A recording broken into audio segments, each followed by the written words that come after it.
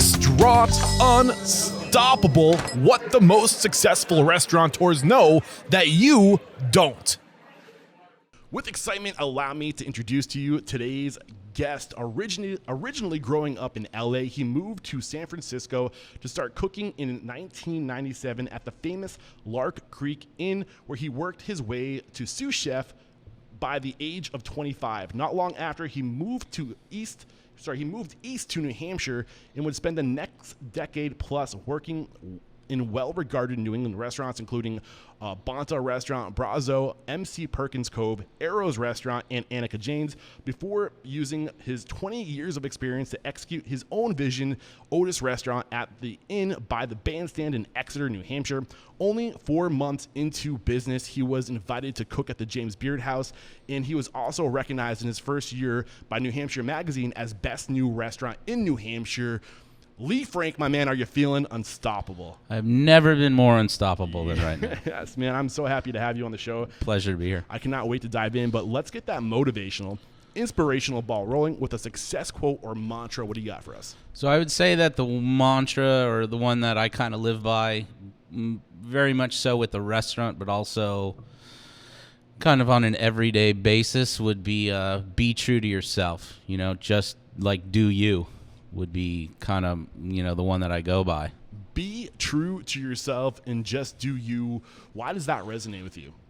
I would say, it resonates on a lot of levels. On a business level, you see so many people, opening up restaurants or wanting to become chefs, some of the younger generation wanting to become chefs. I feel like for the wrong reason, or opening up a restaurant that doesn't really reflect who they are. It reflects what they think is going to work to line their pockets.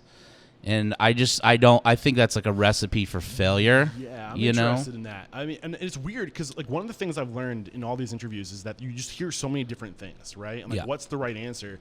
I tend to lean in that direction. I think that a lot of people try to create things because they think the market wants it. And exactly. And maybe that is an approach that works for some people. But if you're planning on being at your restaurant every day, it has to be an extension of who you are. I mean, I'm not saying that it doesn't work, yeah. Right? Like, I don't know that the people that necessarily started some of these huge chain restaurants, that was like their dream and exactly who they are, or whether it was a model they knew the world needed.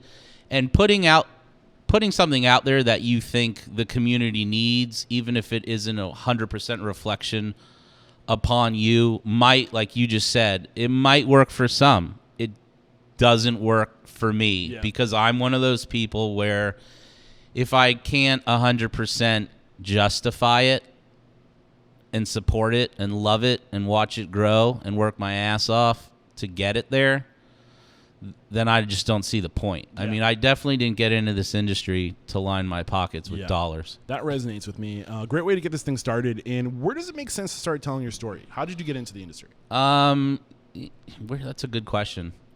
I mean, where does it make sense? Right. I don't know. I've always liked being in a kitchen. Right, my parents, who live in Los Angeles still, came to visit recently, and my mom brought with me, and she gave it to my wife, a book that I apparently made when I was maybe like in first grade or second grade, and it was literally like, it literally just said like Lee's Book of Yummy Recipes, and it was like It was handwritten in like awful little kid writing, and it was literally like 4 or 5 recipes like stapled together. Why my mom still has it is that's like we need like a couch and more microphones for that. But I don't know. And so you could say like my journey maybe started then. I know when I was about 15, I wanted to work. The one thing that I've always felt good about myself wise has been my work ethic. So when I was 15, I wanted a job, and what are you going to do at 15? Food just kind of seemed to make sense, right? Yep. So I actually had a friend that worked at a burger joint in a mall, like in a food court. And I talked to him. They were hiring. So I got hired to like work after school 4 days a week, whatever. And I was taking orders. Okay. You know, and I got through, it was like right around holiday season. Okay. So malls are insane, Yeah. right? And food courts there's like lines. Not to date you, but especially back in like It's the you date, the yeah. late I just 90s. dated myself. I dated myself, yeah. Yeah. I know. I feel like I should explain to the younger a generation mall? what a mall and a food court is. Exactly. Yeah. So we got through the holiday season. You know, it is what it is. I was taking orders and, you know, making like orange bang and, you know, the orange Julia, you know, orange whip. Some people will get that. And there were 2 Hispanic guys in the back flipping burgers, and they just looked like they were having way more fun than I was. And I remember like when it was slow, I would go back there and be like, I want to hang out with you guys. And eventually I asked the owner if I didn't want to work the register anymore. Like I wanted to flip burgers. I think he was like a little, you know, befuddled and confused. It's just the this wrong direction, man. Yeah, I think so. You know, he's like this little like 15-year-old white Jewish kid from the valley. Like, why do you want to be flipping burgers when you can just be like, okay, you want a number 4 next, you know? Yeah. But I did, and that was kind of like really where it started. You know, after high school, I spent a year going to quote unquote real college, studying journalism. I've always been a fan of writing. And I kind of realized real quick 2 things. One, school was not really my thing. Yeah. You know, I after a year, I was not necessarily invited back for my sophomore year. I think I had a 1.16 my first semester. Yeah, I was like kind of like, it's like that Animal House thing. There was like Lee Frank, 0.0, you know? So, which was kind of fine. And that was probably like the 1 year since I've been 15 that I haven't had a job in food as well. And I also realized like I didn't want to spend the rest of my life like writing about the tragedy in the world. Yeah. You know, I mean, you turn on the news. I mean, obviously, the time we're in right now is different. You know, there's a lot of grim to be speaking about. But you know, in general, you know, you're not normally writing a newspaper article about something good. Yeah. You know. I feel that for sure. I feel fortunate that I get to do that. But no, for sure. I pick up what you're saying. I know that you ended up in San Francisco at some point, right? So how old were you when you were in San Francisco? So I didn't mean to cut you off. No, you're fine. Got to San Francisco probably when I was like 17, 18. So you knew early, man, like because you went to San Francisco for work, right? So I went because after I left college, I went back to LA.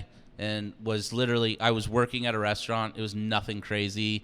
But again, it's just what I knew. Yep. And it was paying, bills that I didn't really have because I was living with my mom again. And I was like, why am I living with my mom again?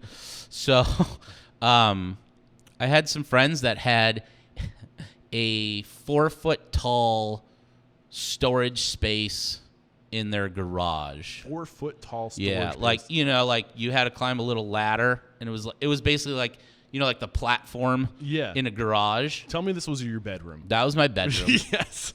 It was $250 a month. There was there was probably 5 or 6 other people living in the house. It was disgusting. It was a party house. But you're 17 years old. Yeah, I think I might have been 18 at that point, Yeah. but it was like 5 or 6 kids going to San Francisco State. Yeah. A couple of them were my best friends, and they were like, "Dude, you should move up here." And I did. I'd never seen it.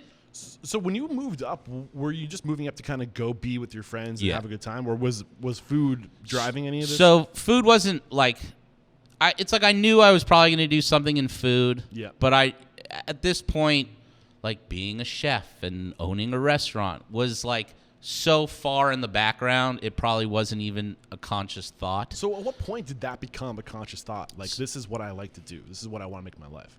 So after moving to San Francisco and working at a few restaurants, I finally landed a gig at a restaurant called Moose's, which is no longer there, but it was kind of like a San Francisco staple. Okay. The owner of the restaurant, an older gentleman named Ed Moose, like one of his best friends was, I think, Herb Cain, who was a famous food writer. And the restaurant that I had left, I was like the assistant chef, sous chef, assistant chef, whatever. And I went and I decided that this is what I wanted to do for a living. And I wanted to do it at a higher level than what I was currently at. So I literally printed out a resume and walked San Francisco and probably handed out 40, 50 resumes. Nice. And so I landed at Moose's. The chef at the time, who actually now lives out here, and to kind of jump ahead, how I really got out here to New England, that is, his name was Jason Miller. Yes. And he called me back and asked about my, previous employment. I told him I was, working at a restaurant on the corner. I was the assistant chef or sous chef, blah, blah. And he goes, "That's great. I have room in my garde manger station." And I was like, "Oh, really?" And he goes, "Yep." And that was humbling, And why was that humbling? Why was that? Because, you're in San Francisco, you're the sous chef of a restaurant, and you kind of know what that means, but you're still young and you don't. And, you kind of think you're going to walk in and have maybe a better opportunity with some more money. And then you kind of realize, all right, you're moving up to the next level. You can make salads for me. But you got to, and I think that's really important for people to understand that sometimes you got to take a step back before you can take a step forward. You know? And some of the key things I pulled out of your story right now that I want to highlight that I think are super important, maybe not intentional, but still super important. Go surround yourself with opportunity. Go to places where there's opportunity, places to learn, and do it as cheaply as possible. Yep. You were doing it because that's how you had to survive at that time. But if you can do it intentionally, if you can make your liabilities as small as possible so you can go out there and get those experiences and keep your liabilities low so you can travel and build your resume, it's so valuable. And I love how you just hoofed it and dropped off resumes and gave yourself options, and then also just recognizing that you have to take a step back sometimes to go forward, to get on the right team. It's so true. And you have to just be willing to grind it out. And put yourself in not necessarily an uncomfortable position, but maybe an unfamiliar position. And it's like you said, you really do have to kind of take a step back to go forward. And for me, I've always told cooks that have worked for me over the years, now that I'm a chef, that, who have maybe put in resignation because they got the line cook job at the new restaurant that pays $5 more an hour. Yeah. And I always tell them, look, we all have bills. I get that. I have my own bills now. And I've put myself in a lot of debt working and, to further my career and whatnot. But is where you're going, is it going to get you to your end all be all? Because if you're just going there for the paycheck and it's not the right stepping stone, it's not the right move. Yeah, absolutely. I really never chose a job based on how much I made. What did you choose it on? Getting me to where I wanted to be. Exactly. Network. It was network. It was more, and for me, it was network, but it was network that I didn't think about. I didn't think about, let me go work for this person because they know that person and that person. Yeah. It was, let me go work for this person because they're doing something that is similar to what it is I want to do or think I want to do when I get there, and they're going to give me the most knowledge. Right? Knowledge is knowledge in this industry and the diversity of learning from many people is way more valuable, than $3 or $4 more an hour. Exactly. Now that's definitely. I mean, but I think when you're young, you just don't have that perspective. You're thinking about what right now, but you have to have vision. You have to have a plan, and you have to see the value in network and knowledge. It trumps 25 cents an hour every day. And it's easy to say that. It's easy to look at a young cook and go, that I don't think you should go, or that's probably not the right move for you. Yeah. When they're like, I have a car payment and I have rent and bills now, I'm going to be honest, right? Yeah. Bills now are not what bills were when I was, in 1997. Exactly. Although at the same time, we don't need half the bills we give ourselves either. That's true. And the other variable is back to my point earlier, like just get a bed to sleep on and have 7 roommates and get your rent down to $250 a month, and then that makes you that now you don't have liabilities. Now you don't have all these things forcing you to make bad decisions because you need another 25 cents an hour to pay for your Hulu account. Like, fuck that shit, man. Yeah. Like, get to work. So anyway, so back to Jason Miller. Yeah. He really was your first mentor. He was a huge influence in my career. Reflecting back at that time, how did he influence you? Think about the impression he made on you. It's a big one, and it's funny because even now it's probably still seen in my food, in the way I prep, in the way I organize my kitchen. The guy was a huge influence. So I started working for him at Moose's. Eventually that ran its course. I went to culinary. Everyone that was working online went to culinary school or was in culinary school, and I was like, well, I guess I'll go. And at less. This might be maybe not the right thing to say, but less for the knowledge that culinary school was going to give me, and more for the ability to show people in the industry the commitment I had to this industry.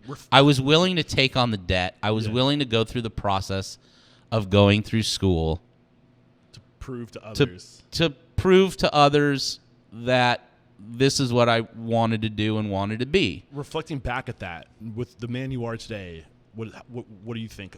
So I feel like that's kind of not a loaded question, but it's like, right, with hindsight being 2020, there's some things that came out of culinary school that I can't say I wouldn't go to culinary school because then I wouldn't have those things. Mm-hmm. Although I am divorced from my first wife, we have a son, and we met in culinary school. Mm-hmm. So for me to say I wouldn't go to culinary school would negate that part.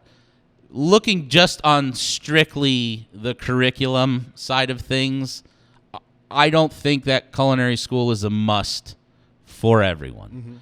Mm-hmm. I think it's beneficial for a lot of people. Yeah. I think some of the taglines some schools set up. So I went to the California Culinary Academy. I think now it's a French culinary. I think it's part of that program. Their tagline was "Be a chef in 18 months." Yeah. I would go to work in the morning and then go to school at night. I did 7 days a week. I was averaging 100 and some odd hours between both. Yeah.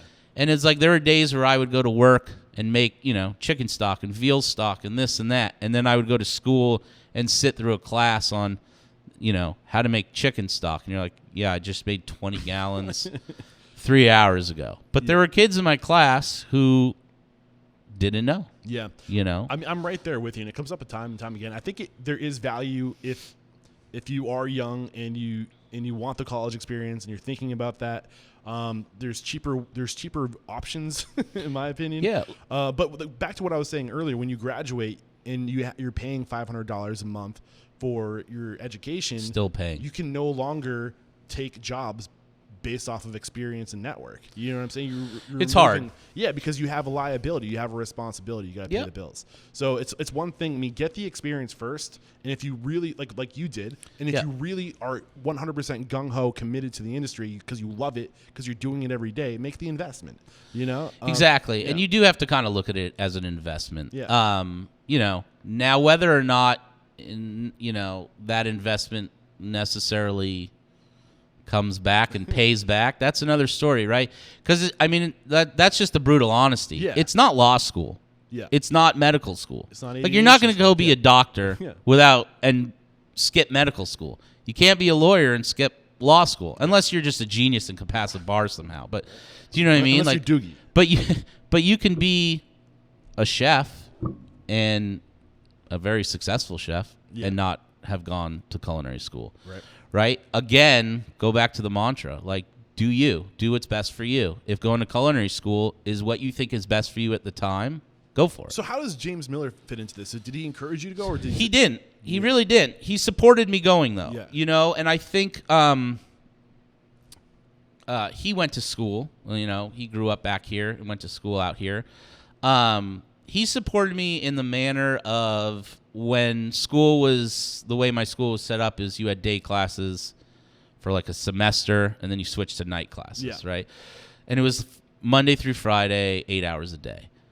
So when I was in school during the day, I worked nights. But when my school switched to nights, he moved me to days. Okay. So, you know, that was in some way, right? His support was like, I'll work with your schedule. Yeah. I mean, he still got an employee that came in and worked every day, but you know, it was helpful. He was just a big influence. It was probably the first time I was like really in a restaurant where like I looked around and saw a level of talent that was like inspiring. Yeah. Do you know what I mean? Like everywhere I had worked before, I mean, you take out the burger joint and stuff like that, but you know, a couple of the restaurants in San Francisco that I worked before, it's not that the food was bad or, you know, they were very successful, but it just wasn't what I wanted to do. And it was like guys that could come in and just hammer stuff out, you know, just slammed all night and just hammer it out and joke and laugh the whole time. Where when I went to Moose's with Jason, there was just this level, I guess a good way to describe would be, there was a level of professionalism set and seriousness, and people who, even when they were prepping, took the time and thought of why are we prepping this? Why are we prepping this way?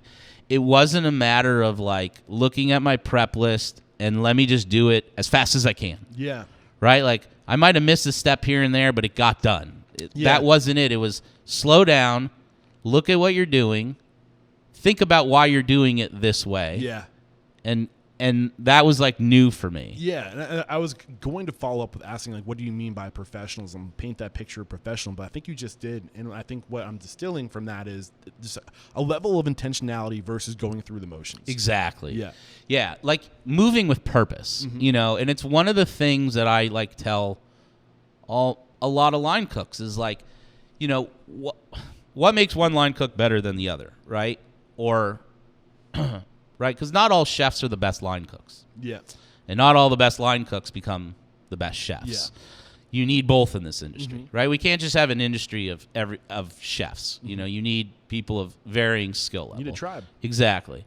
One of the things that I've always said is the person that can do the same thing without get the same result consistently, kind of without taking less steps. And in sometimes, I mean physical steps. There's times where you stand online and you watch, you know, somebody kind of new to cooking or somebody that has been cooking for a long time that thinks they know everything. And when it gets really busy, you almost watch them spin in circles. Yeah. You know, they're standing in front of the stove and then they turn around and they're in front of their Mies and then they circle back around and circle back around. It's like they're just spinning because they're not really sure where to go, where the person next to them is so much further ahead of them, you know, but is just as busy. Yeah, what I'm feeling like where this is going, like, I think the difference between being professional and just doing your job and going through the motions in your description of professionalism where you're being intentional and growing is that when you take that level of intentionality, you show up the next day a little bit better because you're always looking for a better way. You're always growing. You're always improving, and you get more efficient. And you find these little things that you can do to be more efficient because you're reflecting. Did Jason teach you that? He did. Yeah. You know, and a lot of that came from just watching him. And you know, he was super talented. When we started working at Moose's together, he was super young. I mean, I was too, but I mean, I think he was like 28, 29. Yeah. You know, and running a, you know, reasonably well-named restaurant in San Francisco at the time. But anyways, eventually, like, we just kind of parted ways, and then we caught up together again after I graduated culinary school, at the Lark Creek Inn. Okay. He was now the executive chef of the Lark Creek Inn. The prior chef was Jeremy Sewell, who most people in New England know, Row 34, oysters and all that. He had lineage, super talented guy. Him and Jason were very good friends from the East Coast. Okay. So, but he left to come. Jeremy left to come back here. Okay. Jason took his spot at the Lark Creek Inn, and then Jason hired me. I called, and he hired me. Nice. And I started as the grill guy. In 3 years, you climbed that ladder to sous chef position, correct? I did, yeah. I mean, yeah. So a lot of that was, again, grind. Yeah. Like straight grind. I worked. Give me an example. Paint that picture of what grind is. Yeah. So for me, the way it worked there was at the end of the night, Jason would write a prep list. And it was on a white piece, 8x1/2, 11 piece of paper that was stuck to a reach-in prep fridge. And he would write 2 lists. The left side was prep. The right side was chef's prep, i.e. sous chef, executive chef, and like executive sous or chef de cuisine. They would obviously take, I don't know, the more advanced stuff or some new menu items or whatnot. Most of the breaking down of fish, et cetera, et cetera. I wanted to learn all that. So I told him, I want to learn all this. He's like, well, then come in. I have 4 stripers coming in tomorrow. If you want to watch it, we're butchering them at 8 a.m. And in my head, I'm like, my shift starts at 3. So what do? I went in at 8 a.m. Yeah. So, and that's really all I did for a very long time. I worked 70 to 85 hours a week. I only clocked in for 40 of them. On Thursdays, we would take the van and run to the Marin Farmers Market. I would meet Jason at like 6 a.m. Keep in mind, I was young, and that's very early. I don't like getting up that early now, and I have kids. And I would meet him. We would take the van, and we would go to the market. And literally, all I really did was I was the guy that walked behind him as he went vendor to vendor. And when he would say, I'll take 5 flats of those strawberries, I was just the guy who got to carry the flats of strawberries, to the van. Yeah. And then go back and prep, So that was the grind. Yeah. Again, like not making a lot of money. But you were learning so much. I learned everything. I literally learned not everything, but I learned so much. You got to look at that as an asset. You got to look at that as more valuable than the money. It was so much more valuable. Maybe even more valuable than your rest at that time. You're 19 years old. You can handle it. Way more valuable than any money. How old were you actually at this time? 21, 22, 23? Yeah, right around there. So what's going through my mind listening to you talk is like opportunity is not going to be handed to you. You got to go freaking grab it. You got to grab it. I mean, you grab it by showing up, and by being recognized, by being willing to do the work. And that's what gives you the opportunity. But you got to go out. You got to show up. You got to grab it. You got to do these extra things. We are almost 30 minutes into this conversation. We've gotten nowhere. And we've gotten a ton. But you know what I mean. Yeah, we've gotten a ton. I'm still in San Francisco, though. But I do want to focus on your story as not a new. I mean, there's tons of value here. No, I understand what you're saying. But where does it make sense? I mean, I don't want to fast forward too much, but I know you ended up on the East Coast. Eventually. So I can skip through it pretty quickly because I tell paint that picture in like 60 seconds. I tell that story like 9 times a night on my counter. He left to raise his kid back east. I stayed. I did a brief stint in Arizona. We can skip right over that part of my life. Yeah. He called me out of the blue while I was in Arizona. This is Jason. Hadn't talked to him in like 2 years. I picked up the phone, and all I heard was, hey, it's Chef. Want to move to the East Coast and be my sous? And I went, who the fuck is this? And he goes, it's Jason Miller. And I was like, oh, my God, I haven't heard from you in 2 years. So I moved, and I became the sous chef at Bonta. Sorry to interrupt. I love. It seems like around this time, from my research, everybody and their uncle and aunt is going from every other part of the country to California. And I love how you're going the opposite direction at this point. Never had any intention or plan. In fact, when he told me he was living in Maine, I think the first thing I said is, where's Maine, right? Like, I grew up in California. My family are New Yorkers. Like, most of the time, the rest of the countries, it's like the flyover states kind of a thing. How much does it blow your mind that Maine's coastline is longer than California's? It's weird. Yeah, it's crazy. Keep going. So I came. I was the sous chef. He moved on. And at like 28, the owner of the restaurant, who I'm still friends with and speak with, he sat me down, called me into the office, sat me down. He said, hey, just so you know, like, Jason's leaving. I'll give you 3 months. Prove if you can do it. It seems like you can, but, let's set it up as a trial period. So at like 28 years old, I took over the reins. Now all of a sudden I was in charge of all these people and, doing everything. I had tremendous help from vendors.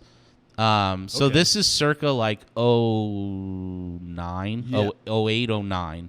Or when I took over, I'm sorry, would be 2006. Okay. Yeah.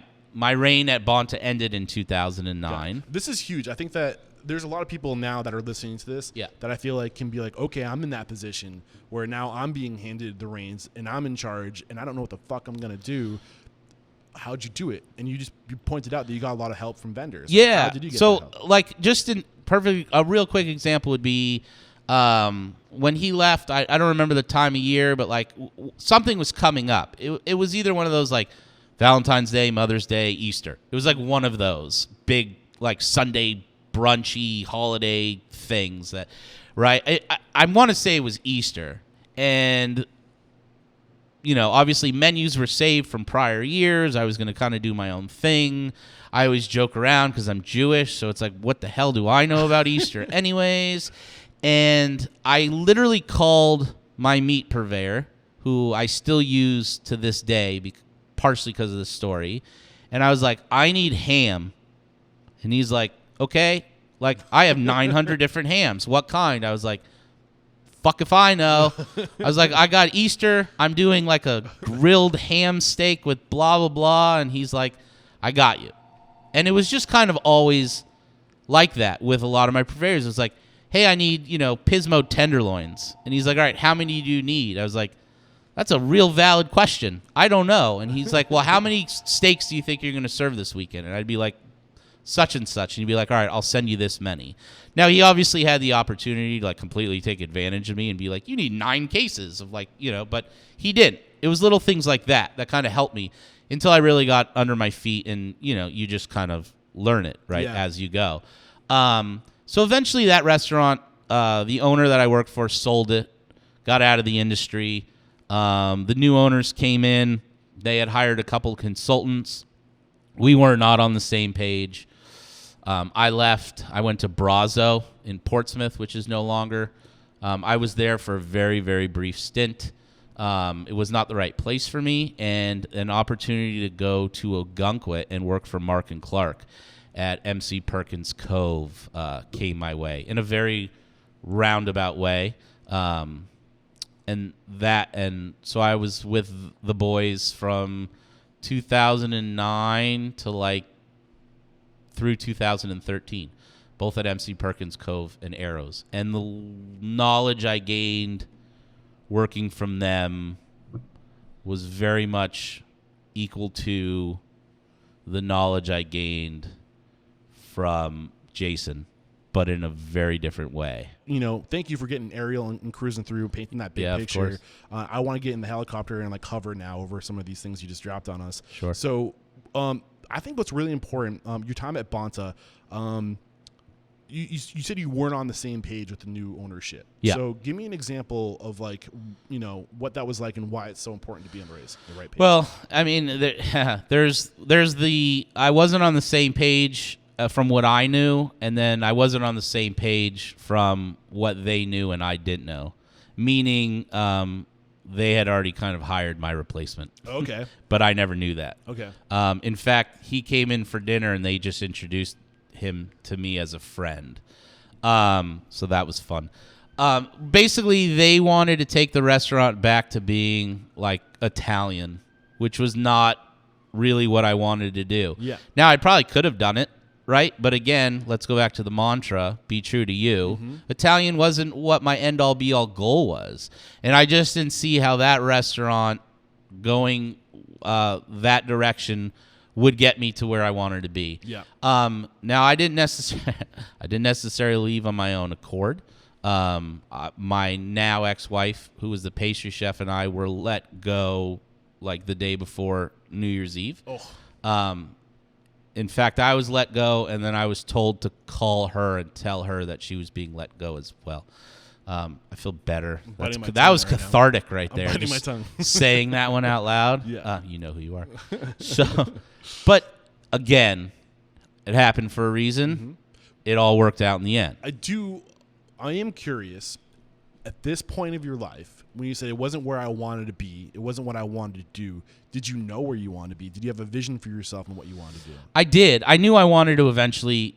I kind of always set goals for myself, right? Like, I wanted to be a sous chef by the time I was 25. I wanted to be an executive chef by the time I was 30. I wanted to own my own restaurant by the time I was 40.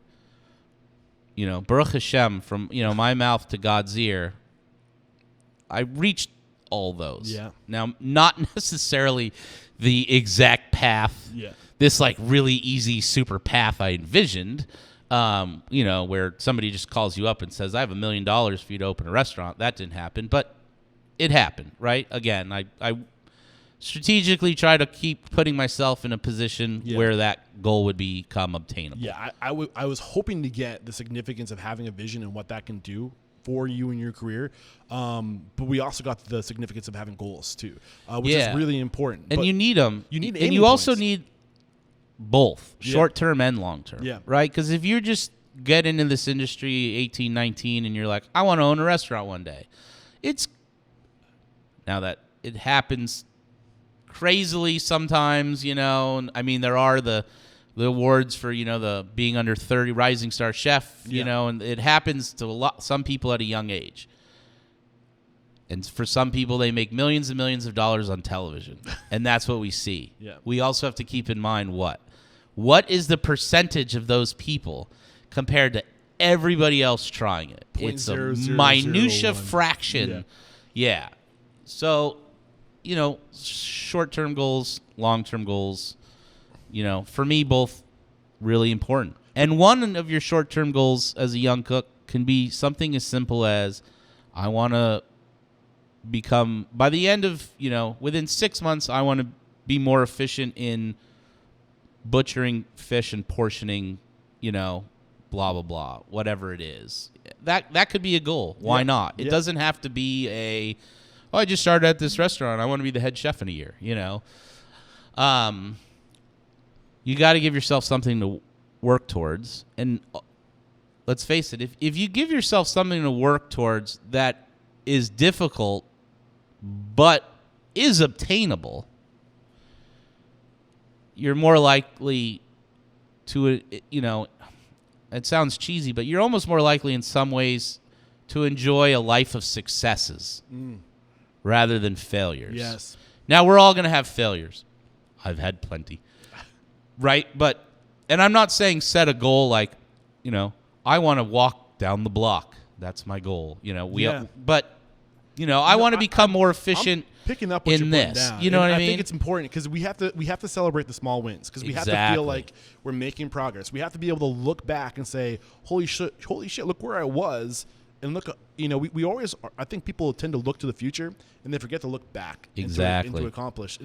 Where you've come from. Yeah, exactly. Right? Like, you started off as the grill guy and you had 4 or 5 steaks a night come back. I mean, if that happens, you may not be the grill guy very long, but you know what I mean? Like, why not set a goal of tomorrow I want to do this and have none of them come back? Yeah, I right? love that. And then you go and you do it. Exactly. pat on the back. And I think it comes back to what we were talking about earlier, like that level of intentionality and professionalism. Exactly. Right? But we also need, it's important to look back, but it's also important to have a vision for yourself. So you know that if you're being pulled away, if you're being pulled off center line from where you're trying to go, it's time to get off that ship and get onto the right ship to bring you back to where you want to be. And that's what you did with Bonta, right? Yeah. Bonta. Stepping stones. You know what I mean? But you have to have that vision because you have to be able to recognize when you're being pulled off course. Exactly. It's so important. So we mentioned real quick you had a short time at Brazo. I did. Any key lessons that you learned in that? So time? I'll be honest. I really I think the key lesson was, and this sounds funny, and I wish it was way more profound than this. I think the key lesson for me was I'm not meant to be the executive chef of a Latin restaurant. Mm-hmm. You know, there's nothing wrong with recognizing what you're not supposed to do. You know, and again, not to keep, but the mantra, right? Do you, be true to yourself. That cuisine was not me. Now, I was in a position where I had no job. It was a reputable restaurant. The owners were good people. I applied, I interviewed, I cooked, I got hired. Could I have maybe kept the search going? Yes. But I thought, why not give it a whirl? And I actually, I guess in some ways I almost went against my mantra where it was like, this isn't really me, but let me try something different. Different food, being in downtown Portsmouth and all that. And I tried to do my research, go out and, you buy some cookbooks and, and do some research about that style of food and how I could interpret it into my own and this and that. And, at the end of the day, it just didn't work out. Yeah. It was not me. I couldn't really throw everything I had into it. You have to be able to. Yeah. I mean, the restaurant industry, especially in the kitchen, it's like where you live, right? You spend, I'm sure after doing this podcast, you've heard this a million times, right? You spend more time with those people than you do with your own family. Yep. So if you're not truly passionate about it, it kind of makes going to work. What's the point? Yeah. Yeah. And I kind of hit that point real quickly, and it just didn't work out. And then, again, which is a long story that I won't go into, but in a very roundabout way, I ended up in a gunkwit with Mark Geyer and Clark Fraser. Yeah. And I think there's those names are well known in the New Hampshire, Maine, the New England seacoast. Yeah, they're pretty big names. OGs. Yeah, they started a lot that they don't necessarily always get the credit for. Yeah. Especially with arrows. Yep. Everyone talks about who started farm to table. Were they the first in the country to do it? No. But were they one of the first to do it really, really early on? Yeah. Yeah. Sure. So I'm curious, paint the picture of, because you said, and I think my research, that here you grew a lot here, and you also grew a lot at Anneke Jans. I think Anneke Jans more about the business ownership side of things. But paint the picture of who you were when you joined Mark and Clark and where you were when you left. How did you evolve as a professional during that time? So when I started with them, I was, I was still kind of young, probably 32. I remember taking a phone call from Clark when he offered me the position, and it was 4th of July. My weekend to start was like 4th of July weekend in Agunquit, Maine. I don't know if you've ever been to Perkins Cove on 4th of July. You can't move. Yeah. You're now talking about and we're talking about a restaurant that's going to do 300 to 400 covers a night, right? And Clark said, just so you know, you're starting this week, there's no time for you to learn anything. You're literally being thrown to the wolves. And there was Mark and Clark were there, yes, but they have they also had arrows to deal with in the summertime, which was a monster of a restaurant. Although they had, Justin Walker, who's one of the best on the Yeah. seacoast, hands down, Yeah. if not the best. Super talented guy. So I came in with some experience, but still knowing like I was young and not working for well-known chefs was probably not at that level. Pull the bootstraps up and go. I like bootstraps better. Yeah, Honestly. and so do I. So, I started there, and that restaurant was a very big confidence builder for me. Okay. That weekend was insane. My first night, the first couple days I was there was like, for me, was like observation day, right? I didn't throw myself online. I was expediting. I was watching how everyone worked, who was strong, who wasn't, how the system went. Not because I was going to like be heroic and change the system, but just acclimating, Yeah. exactly. And then, we sat down. They're like, hey, why don't you get online tomorrow? I was like, sure. I went where the chef would be, and we did like 340 covers or something. Damn. And I was just like, what just happened? Yeah, so when you said it was a confidence builder, was it just because this is the first time you pushed the envelope to the point where you've never done that much volume? Yeah, I mean, I had never done that much volume in that style of food, right? Like early on, I worked at the Olive Garden. They do a lot of volume, but everything is like Cut bag open. Yeah. You know what I mean? This was definitely a different experience, Yeah. and I had primarily I had Mark expediting. I would run the line, and he would expedite the whole kitchen. So there was that added level of pressure, right? Because he's standing right there, watching every single plate that goes out, and you don't want to look. You don't want to look like an idiot, right? You've been hired to do a job, and you want to prove that you could do that job. Now, they were very patient and extremely accommodating, but a lot of that pressure was just put on to me by myself, which I think in the long run probably worked out. But yeah, like it was not an easy kitchen to run. Gotcha. Like at Bonta, I had one staff. We were dinner only. Yeah. Now I have a sous chef and I have a dinner staff. I have a lunch staff. I have the transition in between. I have, specials that we're running nightly.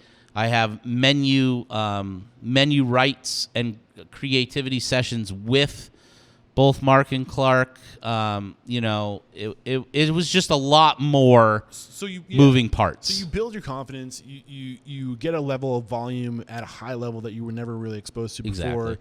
What else did they do to transform you in this time? A lot of the transformation from them was seeing the success of chefs from that have hit a level that I would like to be at. But their story of how they got there, right, as well. Like, it wasn't just handed to them.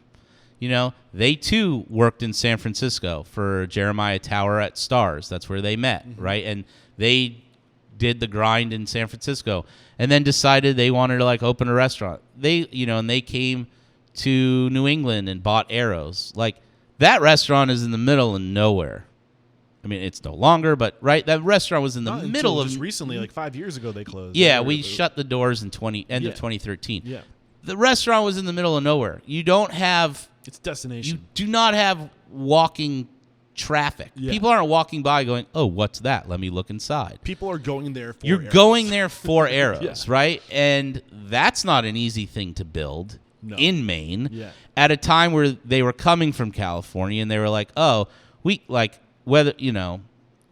can't find good prosciutto and ice cream and bread and vegetables. What do? Oh, let's start a garden and cure our own meat and make our own bread and make our own ice cream." And and they just took it to the level, and eventually Arrows at one point at Bon Appetit or Gourmet hit one of the top 20 restaurants in the country, and and they won the Beard in 2010, and that's a long grind, right? Like, they won the James Beard Best Chefs Northeast in, I believe, 2010. They opened Arrows in 1987. But I think at the same time, this is a testament to doing you. Yeah, exactly. They weren't out for accolades and awards. I mean, I can't speak for them, but Right. they were. You could tell that even from the outside looking in, that they were just doing what they wanted to do, and they were fulfilling their own visions for themselves. Exactly. And they did it the way they wanted to. Yeah. They did it,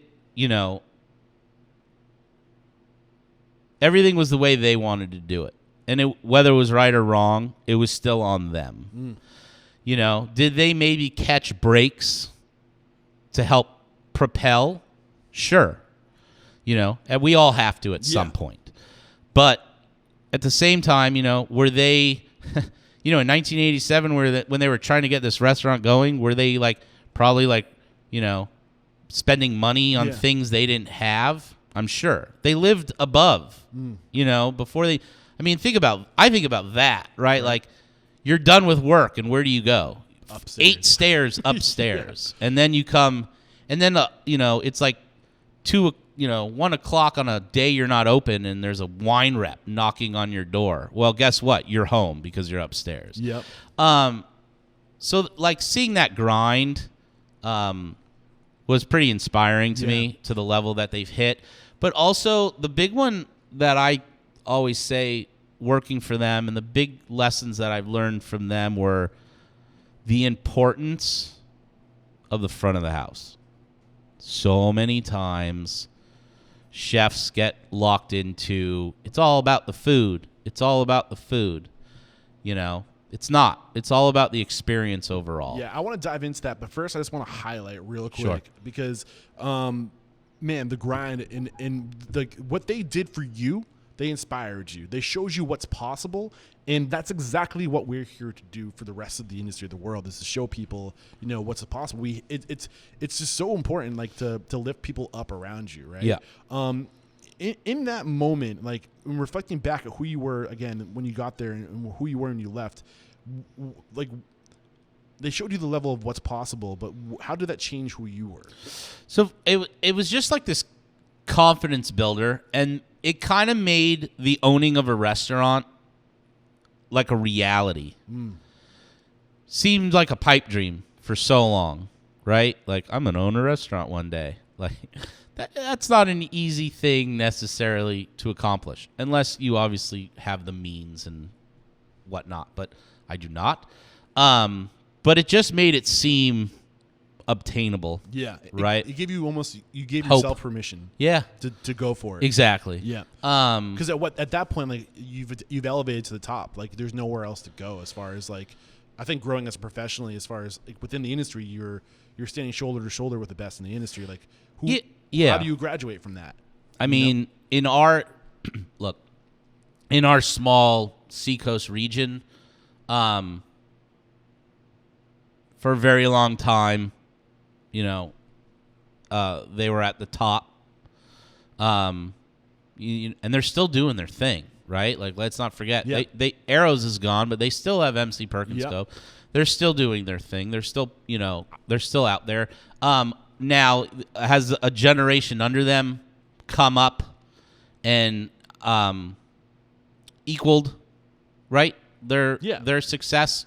I don't know. But there's a lot of talented people in our area. Got it. But you can't forget where it started. Do you know what I mean? For me, it's just part of it, right? Yeah. It's part of the it has to be part of the culinary map, the contribution they made absolutely to the dining scene in Maine. You're reminding me that I have to reach back out to them. I think I reached out to them the first year I started the podcast. Yeah. Because they were close by. Yeah. And I was on the seacoast. But you're putting them right back on my radar. I got to try to get them back on the show again. They're good guys. They're super interesting. They have great stories. Yeah. And, they're incredibly well educated. They're just, they're good people. Now they're they're demanding, right? Don't get me wrong.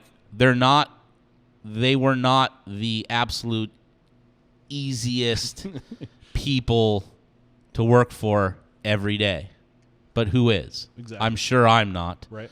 But Yeah. It's not all like, it's not all butterflies. I did cut you short. You did start okay. getting into the front of house and how they taught you the significance of the front of house. Drop a nugget on us real quick, because I do want to make sure we leave time for you to talk about Otis and Jason Conti or Canty. So it was just the importance of the front of the house, right? Like, they weren't two chef owners. They came up in kitchens. They were chefs. Eventually, when they opened Arrows and further success, and maybe even before Justin Walker, and even during it, it was like one of us is going to be in the kitchen, and then one of us is going to put on a suit and work in the front, and they would switch, right? I just feel that there are a lot of times where chef-owned restaurants, the front of the house is completely ignored. Yeah. I've always said great service will save a mediocre meal, but a great meal doesn't always save shitty service. Yeah. And what I mean is, there's places that I eat at even now where the food, it's not bad, but it's not like life-changing food experience. But like, you walk in and they know you and they remember you and you talk to them and they just treat you really well and it's warm and it's inviting. I'm going to go back. But I've also been to restaurants where, like, I had an amazing meal and the service sucked. And I'm just like, I'm never going back there. Right. Because I don't want to deal with that. I think people forget at the end of the day, it's just about relationships, Yeah. Like, the food can be amazing, but once you've had it, like, that's okay, I've had it. But like that person remembering me in my experience and having that, or reflecting on something we talked about like 5 months ago when I was here, and like, just people giving an F. You know? Exactly. It's just so powerful. It goes a long way. Like, absolutely. It really does just go a long way. So what did they do to elevate their service and to really put an emphasis the way they right, Arrows was kind of on like that. That other level, right? It was very like the White Barn Inn. I mean, we didn't do the like group serving, but it was just, right, like, even just watching the servers set up, it was like, somebody would come in and all the copper was polished. The brass railings for the stairs were polished. Now, you're talking about a brass railing in a kitchen that no customer ever sees, but still. Like, the stairs were sprayed and wiped. Every table was cleaned. Like, the linen, before service would start, this is when I was at Arrows, like, Clark and I would, we would sit down with the staff and do the pre-meal shift, and, so-and-so's coming in, it's their birthday, blah, blah. Someone else is coming in, they don't eat, they're allergic to shellfish. And then, the servers would break off, and just it was the little things, uniforms were ironed, like, servers were upstairs like, oh, my apron's wrinkly, I'm going to go iron it, as opposed to like, my apron's wrinkled, I don't give a shit. So I think, and like, we would do a lap. And I always remember this, like, because prior to this, it's not like I didn't know Clark at all, but I was definitely closer with Mark because we worked hand in hand, because I was at MC much longer than I was at Arrows. I was only at Arrows their last season, which was like, I think 28 seasons. And ironically enough, I'm only the second chef of that restaurant. Okay. Other than them. Mm-hmm. It was Mark and Clark, Justin Walker, and then me for 1 year. So think about that in that span, that it wasn't a high changeover, right? But I always remember this with Clark was we would do a lap. We would do pre-service.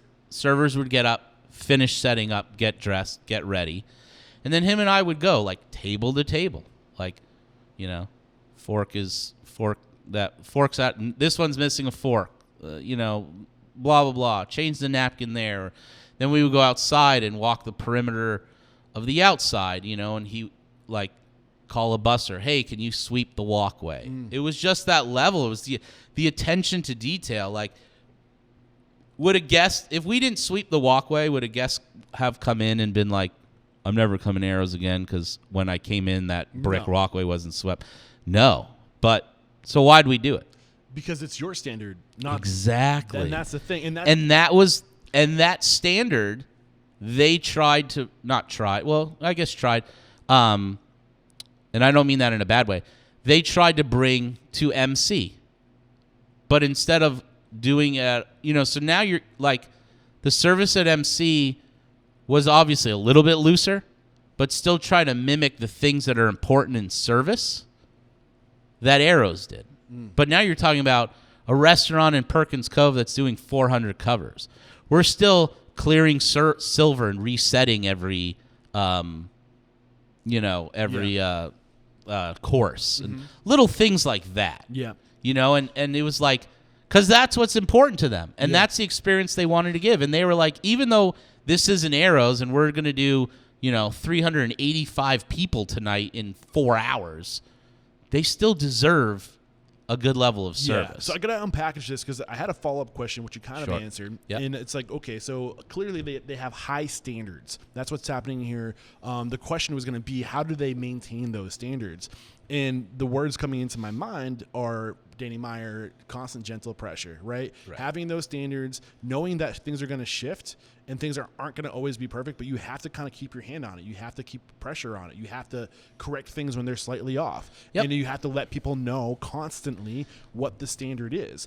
And there's ways to recreate yourself in those standards, instead of you can walk around, but you can also create checklists. You can do these things to say this is the standard, and you can recreate your walk around and show people this is all the stuff you should be looking at when you're doing your pre-meal or whatever. Did you guys have that kind of stuff too? We did. I mean, there were definitely checklists, both at MC and Arrows. A lot of time they were like a laminated checklist that had like a dry erase marker, and if a server came in and did something, they checked it off, and then the next. So yes, but there was also look, not every day, right? They had their moments, but there were a lot of times where they weren't afraid to do it too. There were nights where leadership. Yeah, there were nights where I watched Mark push racks of dishes through, and he used to joke, and he'd be in the pit, we'd be packed, and he'd be in the dish pit, highest paid dishwasher in Maine, you know what I mean? Joking around, because he's or, he'd look at you, and I do it too now. I joke around, and I'm like, you're running rack after rack, and you're like, so you want to own a restaurant, huh? It's super glamorous, you know what I mean? But they would do it. There were not, busy nights at Arrows where, maybe they were short-staffed, and Clark wasn't afraid to grab silverware and start polishing and stuff like that, or if at MC, if Mark and Clark happened to be there on a night and Raw Bar got really busy, they didn't just stand there and watch some foreign exchange worker who really didn't have a lot of experience opening oysters just go down like a sack of hammers, They would jump in and pop oysters. And I think that goes a long way with your staff. I think there's so many little things you can do that seem so insignificant. Yeah. Anytime we broke 350 not every time, but at MC, it normally meant, the staff was working hard, kitchen in front of the house, was working pretty cohesively in order to be able to turn tables to get everyone in, and they would order pizza. Nice. Now, does pizza fix the ass kicking you just took? No, but it really is just this small little moment where we made it, we survived, we're all downstairs, let's laugh, have a slice of pizza, and then go back upstairs and clean. But you know what I mean? But what you're describing is the difference between go do that and come with me. Yeah. And come with me goes so much further. Totally. And little things, what is a couple pies, maybe $60 max, right? But what does that say? Yeah, and it's what can it might only be a dollar amount, $60, but the value in that is so much more. And I think it's to the right people. There were definitely nights where I would be that would happen, and I would go downstairs, and you would hear one or two employees being I just had 30 tables, and I got yelled at for this, and I'm one slice of pepperoni pizza is supposed to make me feel better, and you're like. No, not really, but we all went through it. Yeah. The pizza it's not the grandma trying to buy your love. It was just it was a very small token of recognition, like, thank you for working hard tonight. Yeah. Thank you. And that's another one. Yeah. Like, do you know how many people leave work without anybody looking at them and just going, hey, thanks, man, good job tonight? Just, yeah. Like, that's it. It's so important. I know as a line cook, now that didn't fix all my problems, but, like, there were definitely nights where, like, you had a hard night, but you got through it. People were happy. And when you left, the chef would go, hey, hey, Lee, good job tonight. Thanks. See you tomorrow. And there was just, it's not, for lack of a better expression, it's almost like this instant relief. Like, oh, okay, it's going to be okay. I can't remember where I heard this. It might have been Pat Susi when I worked with him real quick at the farm table or whatever. I can't remember exactly. You know what I'm talking about. Yeah, Applecrest. Thank you. Love Pat Susi. Yeah, he's the man. But I saw that in him when I worked with him. He made it a point to say thank you and good night to everybody that left. Like their name, Bobby, good night, thank you. And to see people to say their name and to thank them takes literally a breath to do that. But it goes a long way. It goes so far. It's and so that's powerful. I feel like that was kind of the pizza. Yeah. Right? Absolutely. Now they still did say, thank you, good night. You know what I mean? Mark was a notorious hugger and he loves, he takes a very long time to like say goodbye in a room because he wants to say goodbye to everyone. But like, I just feel like, like that, like you just said, right? The knowing your name and saying thank you at event and night, it goes a long way. That was the pizza. Exactly. Little things like that really stuck with me. The importance of the front of the house, the importance of breaking down that like front versus back was definitely ingrained in me there as well. Dude, I'm loving this conversation. Still haven't even started talking about Otis yet, but I'm totally cool with it. You grew a lot as a business-minded individual working at Anneke Jans. Yes. So, again, paint that picture. So, who you were when you entered and who you were when you left. All right. So when I entered Confident Chef, and at this time I was really ready to make my mark just in the Portsmouth region, right? Like people kind of knew me, and that sounds wrong. And when I say that, I don't mean like I was trying to get people to know me. It wasn't an egotistical thing at all. I'm the first one, but it's brand who will building, harp it's on my own self. But yes, it is brand building, and it's also like it's brand building because I knew my goal was to get my own restaurant, right? So, or to eventually own my own restaurant. So, Anneke Jans, I knew was going to be a really good spot for that because it was a restaurant that had a great reputation, and then not saying it didn't have it. I'm not saying it then didn't have a great reputation, but it was just so many new things popped up, and Anneke Jans was like one of the OGs. Yeah. But then like you had a lot of restaurants pop up, both in Kittery and in Portsmouth, and it was like not overshadowed, but it was like, hey, let's go check out the new guy. 2000. This is 13? 2014. Okay. So real quick, I just want to backpedal a little bit because you kind of felt like you had to defend yourself and saying and like people didn't know me.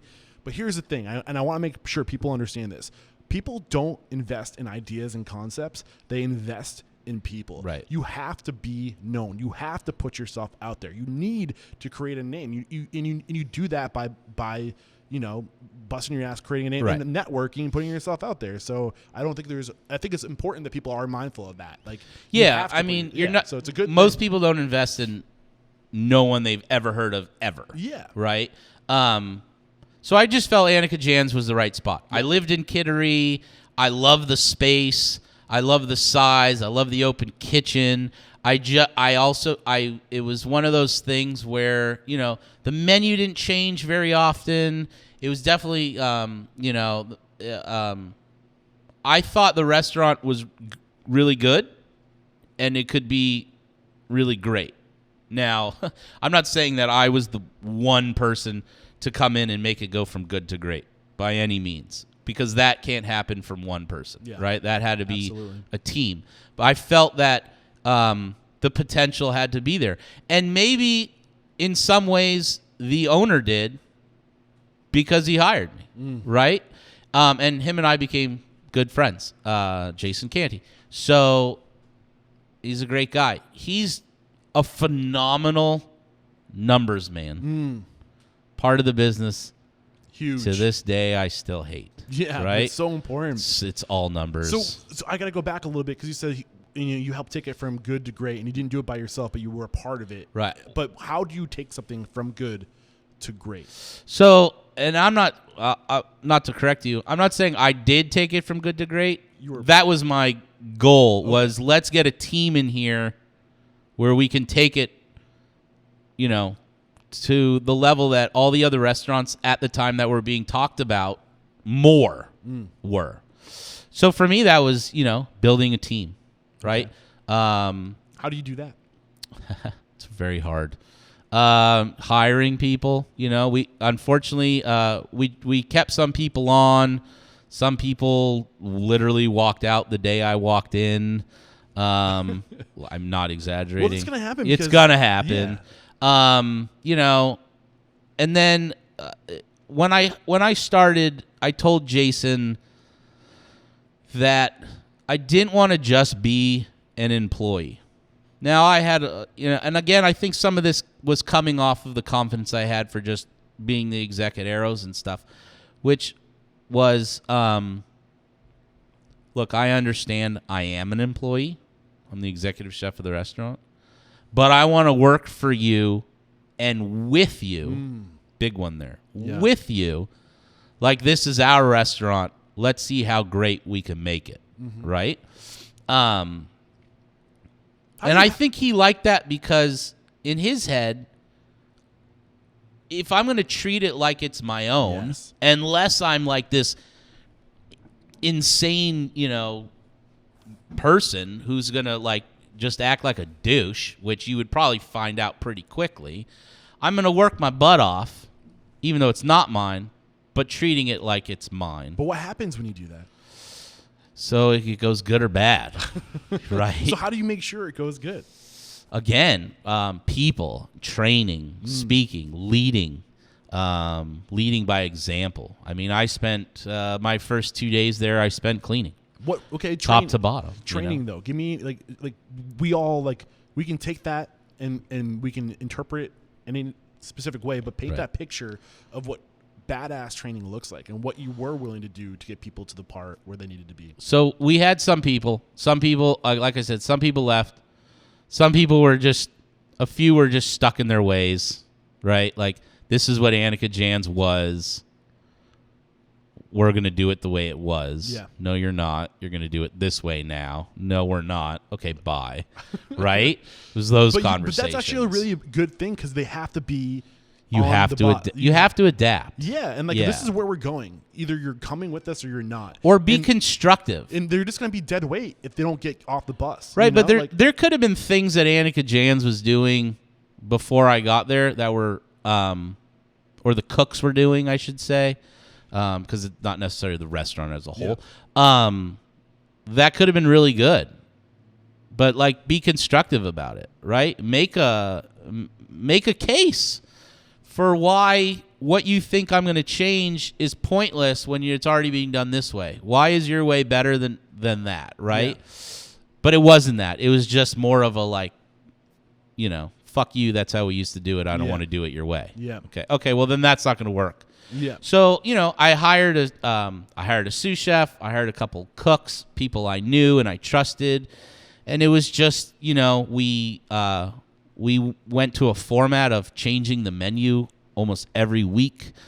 Because I was new, we had the ability to be reviewed again. Yep.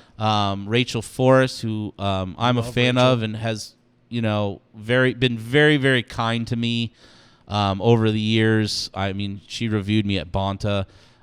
She did a review and a write-up of us. I also took it upon myself to get into that community of chefs, because I knew them, but not very well. I knew them. I'd seen them at, Taste of the Nation, but I can't say that I was friends with all of them. Yeah. So I started, involving myself in Yes, in stuff like dude, that. I've been sitting on this because I know that you are a huge part of Chefs After Dark. Is that Yeah, that was a collaboration of you and Dave David Vargas and Yeah. I. Yeah, he's one of my best friends. And I love David. He was a recent guest on the show. He was. He recommended we talk to you. So that's one of the big reasons why we're here. I hired David at MC Perkins Cove. That's Yeah. how we met. And now he had just moved here and just needed a job. He was way beyond being a line cook. I think at the time where he was, he didn't necessarily want to do the running of everything. He walked in, I saw LA on his resume. I was like, yo, I'm from LA, come back tomorrow. And we worked together. It was very ironic because when he left to go to Bonta. Right. I was like, this is weird in full circle. So people always, I always tell everyone Dave Vargas never worked for me. I was very fortunate enough to work with David Vargas. But he's a beast, and the dude was in my wedding. Heart of gold, man, too. Yeah, he was in my wedding. He's literally the reason I had a bow tie on my wedding day. To be truthfully honest, yeah. So, but the point with the Chefs After Dark, because we started talking about you couldn't have done it without your team, and I was curious, was this intentional to put yourself out there, to network, to find people, to recruit people? Was that part of the angle, or what was going on? It wasn't. It was literally just him and I were fans of a show that had a similar concept, and we were like, why don't we do this around here? Yeah. And I think at the time he was the executive chef of Bonta. Yeah. And I was at Anneke Jans, and I was like, why don't we do it at Anneke's? Because we have that open kitchen. Yeah. And then the bar separate. And then we made flyers, and we walked around Portsmouth, and we went into Cava and Moxie and all these places, and we're like, here's a flyer. Would you be interested in doing this? Yeah, but at the same time, you're connecting with Greg Sessler. Yeah, and exactly. Matt Lewis. Yeah. And, you're there's so much power in that, man, to bring people together, to network. Then now you're sharing ideas. Yeah. You're making it fun. I mean, and now I'm very, very fortunate that everyone you just mentioned, on top of a lot of other people, have the ability to call friends of mine. All which because is, of this thing. Essentially. And also, there were a few other things, doing the barn dinner and Pharmacue, and, it wasn't Jason Canty was like, hey, go do that. It was me going, hey, can I go represent Anneke Jans and do this? Yeah. And I'm thankful that Jason was like, go, do it. You know what I mean? And this whole time I've been saying Anneke Jans. I apologize. I could be wrong too, though. I don't think Jans. Anyone ever really Right. knows. That would be a good question for Jason Canty. How do you pronounce the name of the restaurant I worked at? I don't know if it was intentional, but if it had been, it would have been just such a good move, man. Because I think you cannot undervalue the power, or you just can't undervalue a good network and a good. It was friendship. also a lot of fun. Yeah, and I mean, fun. to be truthfully honest, it was fun. So we reached out. Chefs had interest. I talked to Jason. That was kind of a crazy conversation, right? Because you're like, hey, a chef from another restaurant and we want to use your restaurant at midnight and have 80 people show up drinking while they watch two chefs cook food in your kitchen. What do you think? And he was like, what? And I was, I think I kind of slid it I think I slid it in two ways or three ways. One was, I think he knew it was kind of a cool idea. Yeah. Two, it kind of took, knowing that it would be at Anneke Jans, and it was a lot of industry people and younger cooks because they wanted to see all these chefs that they knew cook.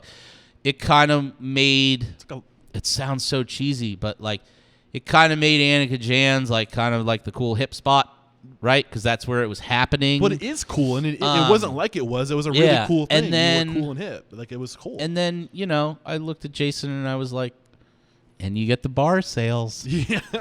And our industry is a drinking industry, even though I don't drink at all, but our industry is a drinking industry, and you can keep all the bar sales. We're not looking for any money. I will be here. I will run my shift. I will shut the restaurant down. I will clean. I will set up.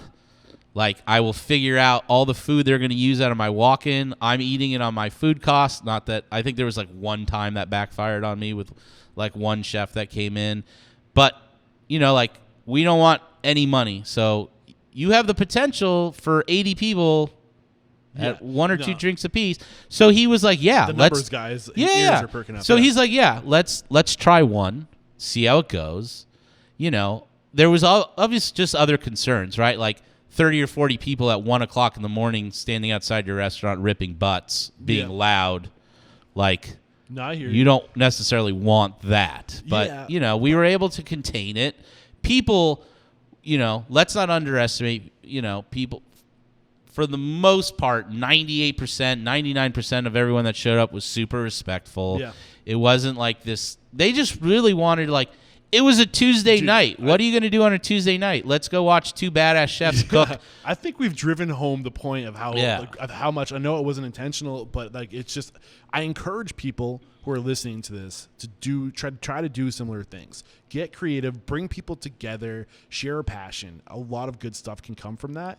You also mentioned that Jason was kind of like the numbers dude. Great at numbers. What did he teach you about numbers? Like, how did he elevate your number game? So it was like the importance of it and really understanding what the numbers meant and really understanding like which numbers to look at. And knowing them like the back of your hand, right? Like, oh, look at that. Which numbers did he teach you? Which numbers weren't you looking at before his impression on you? So a lot of the numbers I wasn't looking at were probably like labor numbers, right? I was maybe looking at them in a very brief overview. Yeah. But like not just back of the house labor, front of the house labor, the effect of it. Like, dude, you're standing around. Go home. Yeah. Right? Like, go home. Exactly. Like, it's not going to happen tonight. We're not going to be busy. Do I want to close the kitchen by myself? Hell no. But I'm going to. Go home. Yep. Little things like that. Like the some of it sounds funny, but like really looking at that like gross net versus gross number. Yeah. I would sometimes look at the number on the computer at the end of the night and be like, oh my God, we did that. He'd be like, dude, okay, go down to net. And I'd be like, oh. And then he'd be like, okay, now subtract this, this, and this, and this. Oh, wait, how much did you spend today on that? Okay, now take that away. Yeah. Now here's your number. And I'd be like, oh, that sucks. Do you know where he learned this? Like, I think yes and no. I mean, so his dad was in the financial world. Jason's he's a very, very smart guy. Yeah. He worked, he had opened, before he bought Anneke Jans, he had opened the Shipyard Brew Pub in Elliott. Okay. And, right, like those guys that's a numbers game when you're getting into that company, you know. Wait, Shipyard, like the Apple Pumpkin Spice Shipyard Brew Pub? Yeah, not pumpkin spice. Whatever. It might as well be apple pumpkin spice, but okay. There's one in Elliott. Gotcha. I mean, there's a lot of them. I'm just making sure I'm yeah. It's not that yeah. So you can essentially, I think you can like essentially buy in, and got it. I'm not really sure exactly how that works, but that's a big numbers thing, right? Like those guys want to see numbers, and I always like, right? Can I run a food cost? Yes. We would hope that every chef that's listening to this. Or it's just an element. It's just an element. It's part of it. But there's so much more to it than that. So, okay, it was around this time people are telling you, chef, you got to open your own place. You got to open your own place. Right. Take us through like when those conversations. You always wanted to open your own place. I did. It was always the goal. Yep. So when did you start like really making moves to make that happen? So the first moves I made were actually kind of funny. I literally called. So Jason wanted me. Him and I again we're good friends. He wanted me to have some equity in Anneke Jans, potentially like through sweat equity. But there was outside factors that he was trying to deal with that weren't allowing that to happen. Nothing bad. Yeah. Just a situation. I think like an outside investor or whatnot. Really not even my place.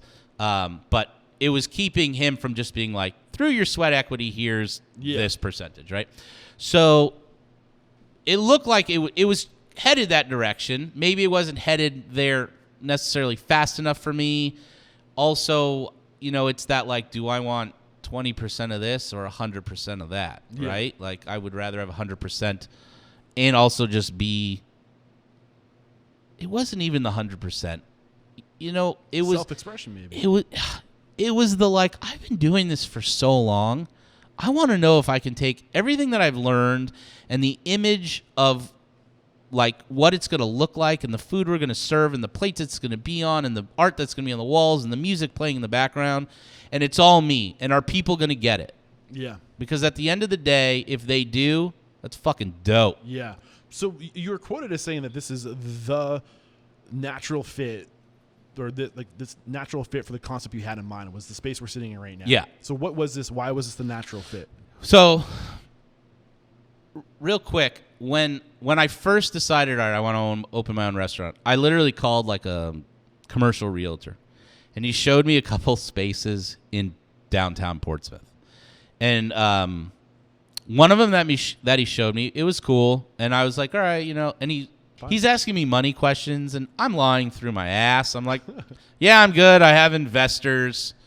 We're all set. Like, don't worry about it. I don't have a pot to piss in, right? Like, literally, like, how are we, like, looking at my wife, like, we have rent. Yeah. Or we have our mortgage payment, like, So it was one of those things. It was almost like that. Like, if I just get the ball rolling, there's truth to that. Maybe it's just gonna. Maybe I'll catch a break. Yeah. Something's gonna happen, dude. I'm watching Star Wars right now, and there's so much like truth to like the Force, like the light, you know, and just like I have Obi-Wan on my line. That's not Jesus. It's Obi-Wan. Yeah. Everyone asks, but it's true. And like I think it's like episode 7 or 8, one of the more recent ones, and Finn is talking about like they going to like rescue Rey, right? Yeah, and he's like, I don't have a plan. It's just the Force, right? Right. And there's truth of just putting yourself out there, and you have to just go for it. And like the Force, sometimes the powers that be will, show up. Yeah, they may not. Let's be honest, but they definitely won't if you don't do shit. Exactly. I just knew that nobody was gonna knock on my door at my house. And I would wake up like with a cup of coffee in my hand, open the door, and be like, "Hey, you don't know me, but I have a couple $100,000 in an empty space. You want to open up a restaurant?" And I'd be like, "Hang on, it's early. Let me take my first sip." Fuck yes. Yeah. Like that wasn't happening, right? The answer is yes. What's the question? And I didn't have family. I have family. I didn't have family. I mean, they supported me a little bit. There was small investment. When I opened Otis, I reached out to my entire family and said, look, if anybody wants to give me money, like, you name your terms, blah, blah. A couple people did, and were like, here you go. Not enough to open, but, better than nothing. Very thankful. But I also knew, like, there was no trust fund. I don't know anyone that has, but I'm sure it's happened, right? There was no trust fund for me to like open this restaurant. Yeah. So anyways, I'm standing online at Anneke Jans. My phone, I get a voicemail, right? I'm in the middle of plating food. It's me and my sous chef, a kid by the name of Justin Hewitt, super talented kid. I know Justin. Yeah. Now an electrician. But he got in a bad car accident. Not to get up. Did, yeah. How's he doing? Good? Yeah, he's fine. We don't have to get into it. Yeah. That one scared the heck out of me. Yeah. He was working for Evan Hennessy at the time. Yeah, I remember when that went down. Now he's an electrician. He just got. What's up, Justin? I know. He just got married. He's a great dude. I see him. Glad to hear it. Yeah. So I looked at him. I was like, we finished plating. I was like, dude, I'm just going to, I don't know why, but I'm going to go check my voicemail. I'm going to step outside real quick. Like, he's like, oh, okay. Like, I don't know why you're telling me that because we have no tickets on the board. But I went outside, and there was a voicemail from a gentleman named Augustino Nunes who owns the Inn by the Bandstand. He's like, hey, you don't know me, but I've eaten at Anneke Jans and Arrows. I heard through the grapevine that you're looking at spaces. The Force, man. Fuck, yeah, right? I heard you're looking at spaces. I have a unique opportunity I'd love to talk to you about. Give me a call. I called him back.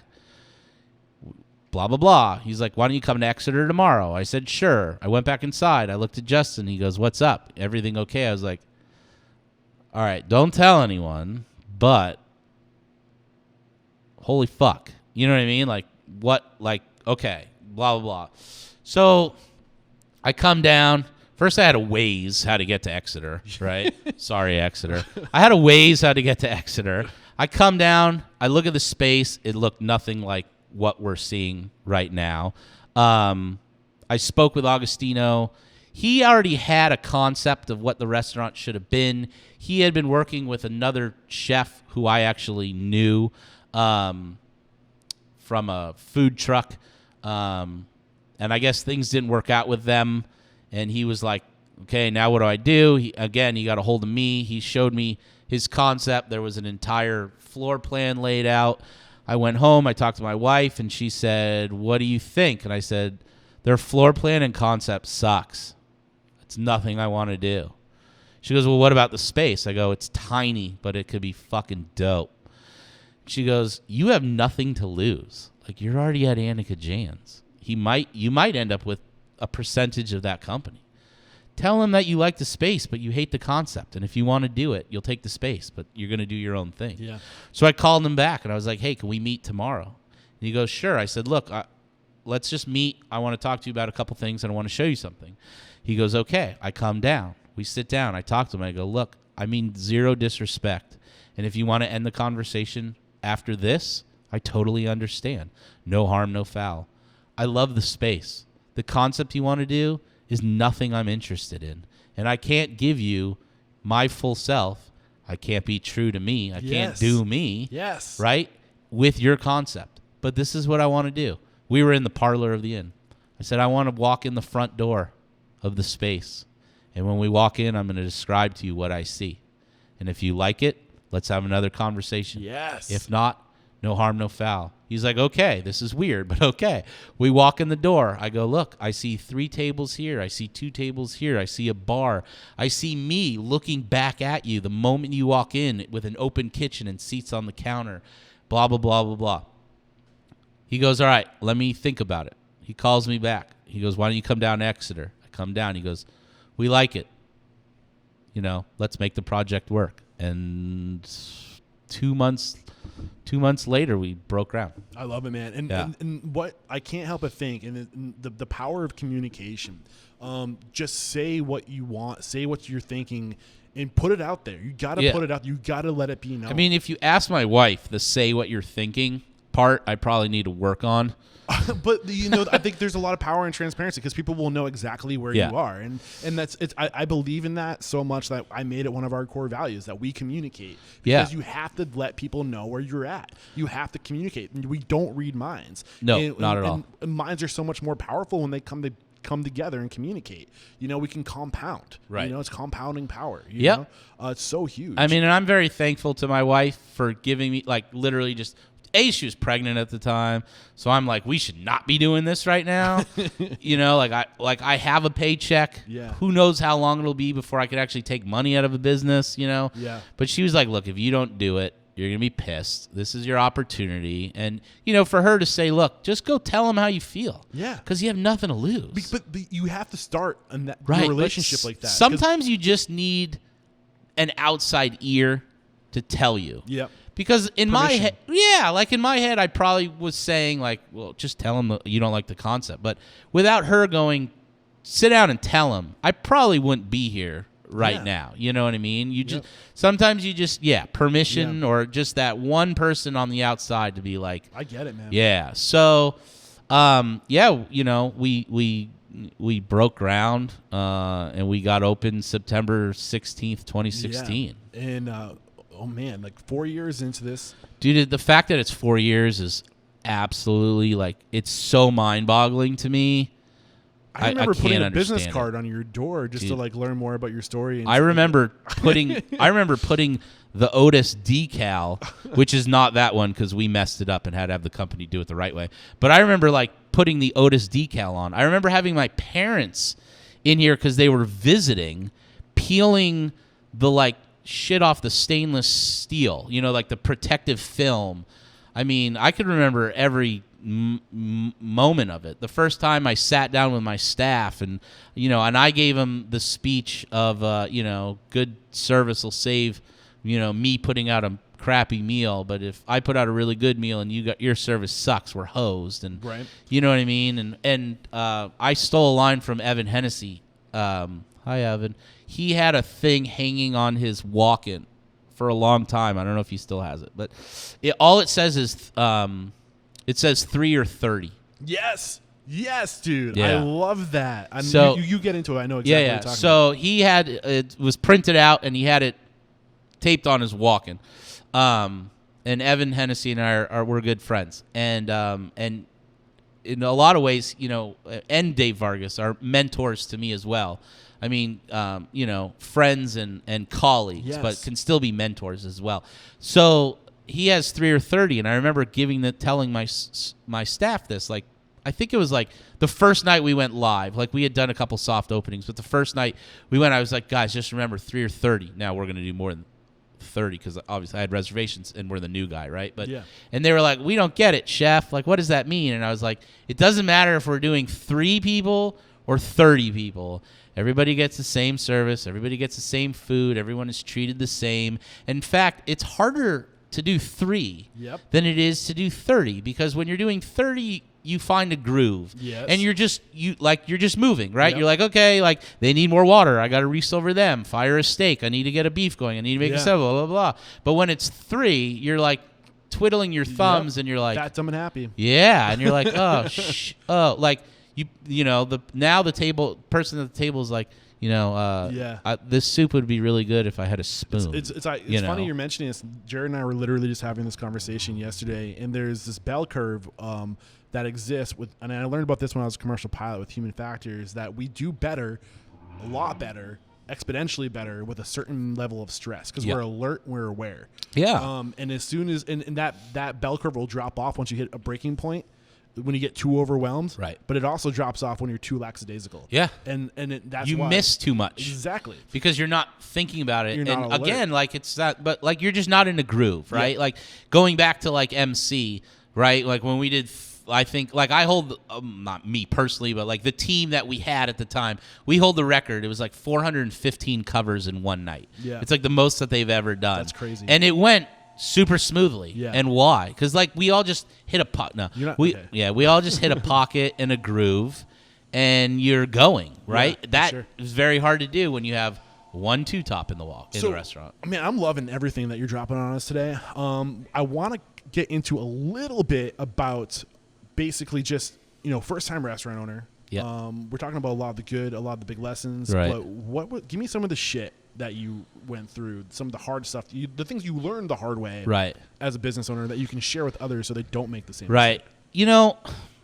I'm not going to say there was nothing hard. It's all kind of hard, the day-to-day of it.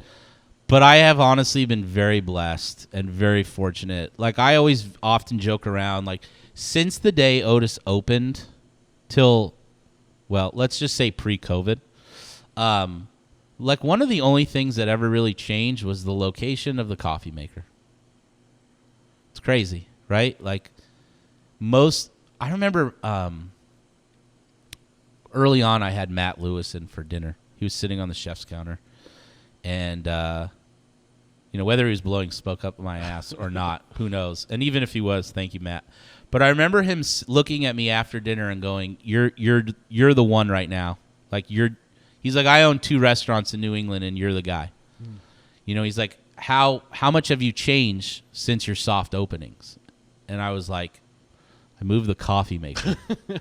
And he looked at me and was like, fuck you. You know what I mean? He's like, when we opened so-and-so, we're doing this and this and now we're doing that. Like, I don't know. I don't know if it was just like the stars aligned. Who knows? But dude, I think your whole career was you evolving and changing and realizing what wasn't right. It just kind of worked, right? And it was so different from everything else in Exeter. Do you, man. Do you. That's the other angle, too. You were doing you from day one. And people, like, I remember everyone was going like, dude, no one's going to get it, right? Like, I literally, like, you walk into my restaurant, it's extremely minimal. It's loud. That's our biggest complaint. your restaurant's too loud. Like, you should put stuff on the ceilings or stuff on the I can walls. almost hear your voice in the mic to prove it right now. It's a loud restaurant. Yeah. It's all hard surfaces and tall ceilings. Yeah. Right? And there's nothing softening the sound. And I like a loud restaurant, right? Yeah. Like, when you come in, like, you know, you get that, like, oh, I feel like I could be in New York or Boston, or like, I'm like, yeah, you feel like that, but you're not.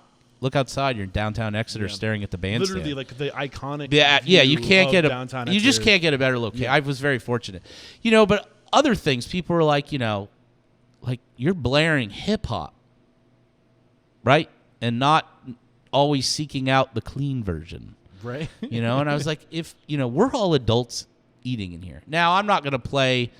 There are some songs that come on where I'm like, ooh, skip, right? But for the most part, like, if an F-bomb is dropped in a song, I don't, like, twinge, because we're all adults. And really, when it's bustling in here, it's background noise, right? When Cardi B's WAP comes on the radio. I mean, I don't switch. necessarily do that, because I'm a different generation than that. But I know what you mean, right? Yeah. So, you know, but people were like, they're not going to get it. Like, I have Banksy hanging on the walls. And, you know, a friend of mine who's a really talented artist, like, I bought Tupac and Biggie. Yeah. That are on my wall. I love it. You know, and we bounce between, like, Motown and hip hop and all this stuff, and people are like, dude, you're in Exeter.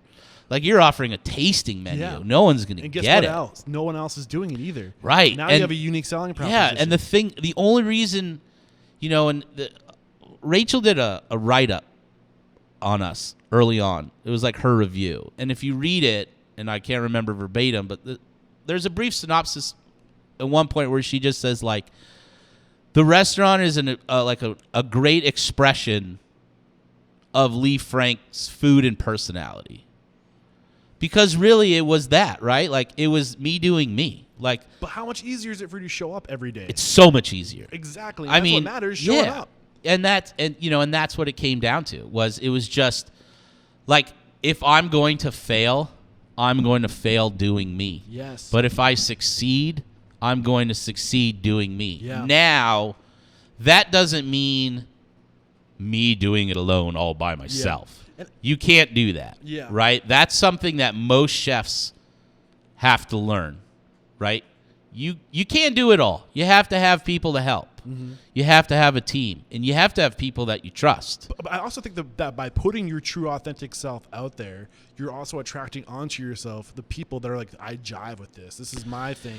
Yeah, and you can multiply. I mean, we're very fortunate. We got a lot of people that would come in and be like, I've lived in Exeter for 30 years, and we've been waiting for something like this. Yeah. You know, like, now that doesn't mean. Look, there's other restaurants in Exeter that are really good. Like, you know, Blue Moon, which is behind me, they've been there forever, and their food is very good, you know? And she wished me well. When she found out I was coming, she was like, good for you. The more the merrier. Yeah. She past guest on the show. She's awesome. Awesome.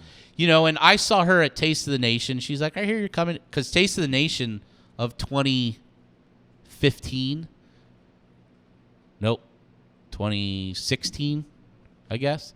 That was like my last hurrah for Anneke Jans, right? Like, I pretty much after that event, I was like done. Yeah. Because we were building this out, whatnot. So I saw her there. She's like, I hear you're coming, you know, and blah, blah, blah. And she was, you know, and I was kind of waiting for the, like, you know, and I knew that's not her, but you're kind of waiting for the sarcastic, backhanded good luck, like, you know, like. But it wasn't. It was a genuine, like, if you need anything, let me know. Yes. Like, she was just awesome. And it was like, the more the merrier. And I feel that, like, there's a restaurant that opened down the street called Vino y Vivo. And the gentleman who owned it is a gentleman that retired. His name is Tony Calandreo. And I remember when he opened or was opening that restaurant, he put out an article. And in part of that article, he wrote, I mean, not necessarily, again, paraphrasing, but like, if it wasn't for Lee Frank opening Otis and seeing that something of that caliber could survive in this town, I don't know if I would open this now. Yeah. You know, and that was a huge compliment.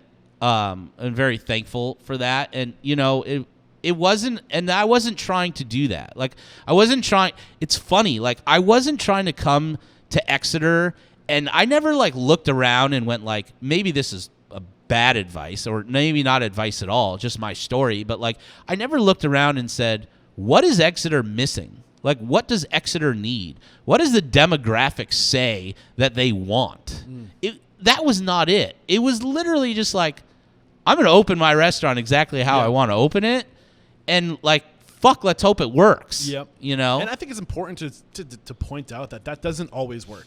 No. Not everybody wants what you want. No, that's true. But at the same time, very seldom does it probably this work. industry is only rewarding, I feel like, when you're doing what you want. And it's not worth doing anything because you're not going to make a ton of money.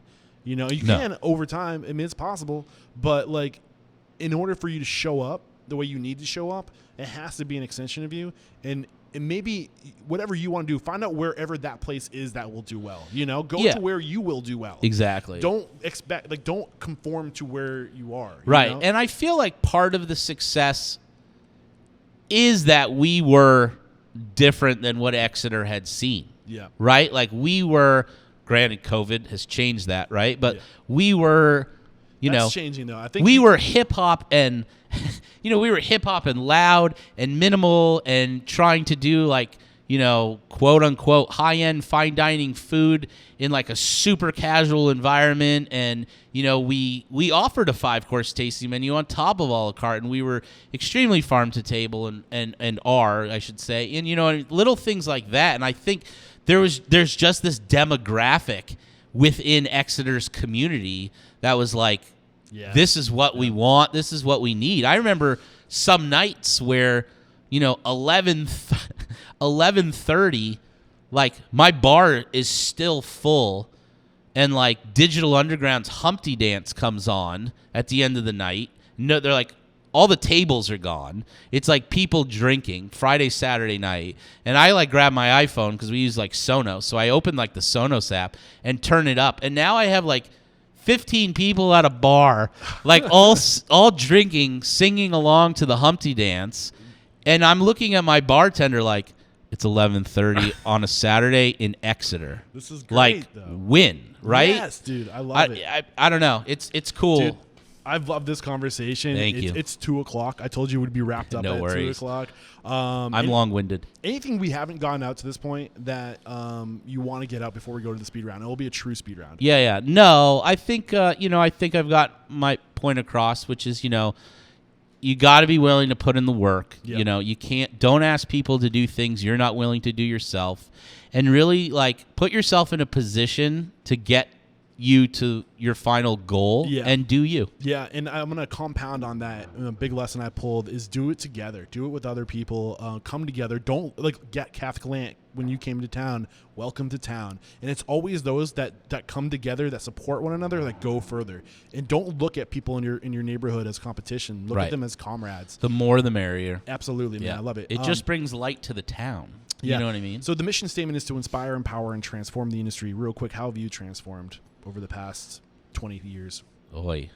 Well, I'm not I'm not like a addicted punk little kid anymore who's just cooking to, like, pay, like, bills and a habit, which, is unfortunate, but the reality of the situation. Like, now I think the big the big transformation has really been, like, just like me on a personal level. Like, my goal with Otis, besides opening up a restaurant that people enjoyed, was also working for myself to be able to enjoy my wife and children. Yeah, man. And to be able to say, like, we're not going to open Thanksgiving. Yep. I'm going to be it with my family, as opposed to working for somebody who's like, hey, we're open on Thanksgiving. I'll see you at 4:00 in the morning to put the fucking turkeys in. Yeah, man. I love this. All right, we're back. And the first question I have for you is, what is your it factor, a habit, a trait, a characteristic you believe most contributes to your success? One word to a sentence on these, and we'll wrap up quick. Hardworking. What is your biggest weakness? Sarcasm. Oh my, I'm right there with you, brother. I actually just got called out for it the other day publicly. What is one question you ask or things you look for during the interview process when you're growing your team? That's a good one. I should know that, right? I probably. What's your biggest weakness? What is your biggest challenge today? COVID-19. And we usually get into that a little bit more, but I want to respect your time. Sure. Fine dining, I get it. Not meant to be played, and not meant to be taken out. How are you overcoming it? That would take more than one word, but we like pivoted when we had to pivot. Yeah. So when it went to takeout only, my menu doesn't really translate to takeout food. We slung fried chicken, man. And I literally had a line down the block. Dude, that is so freaking smart because it's not being done here. So you said we can't do what we're doing. What can we do that's not being done to get us through this? Yeah, we tried. You did one thing really well. Yeah, we tried a few things. I'm actually in the process of opening another restaurant, so nice. We kind of like played with that concept a little bit here, which is nothing crazy. It's literally a very straightforward, simple burger joint. Nice.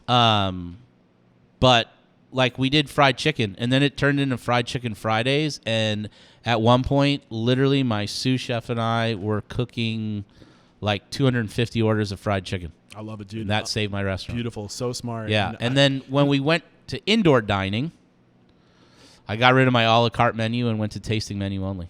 I love it, dude. What is one code of conduct or behavior you teach your team? This is a core value, a way to be. Politeness. Please, thank you. I love it. What is one uncommon standard of service you teach your team? We already talked about service being so important.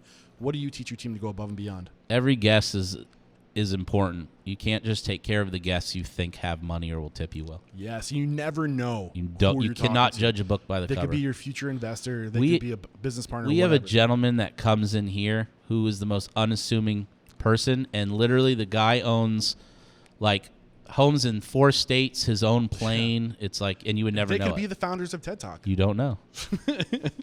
What is one thing you feel restaurateurs don't do well enough or often enough? Adapt. I love it. What is one book that's a must read to make us a better person or restaurant operator? Restaurant for Dummies. Yeah. What is one service you've hired or outsourced? Payroll. Who are you using? Paychex. Paychex is the name of the company? Yeah. I literally do everything else myself. What is one piece of technology you've adopted in your business that's had a huge impact on your operation?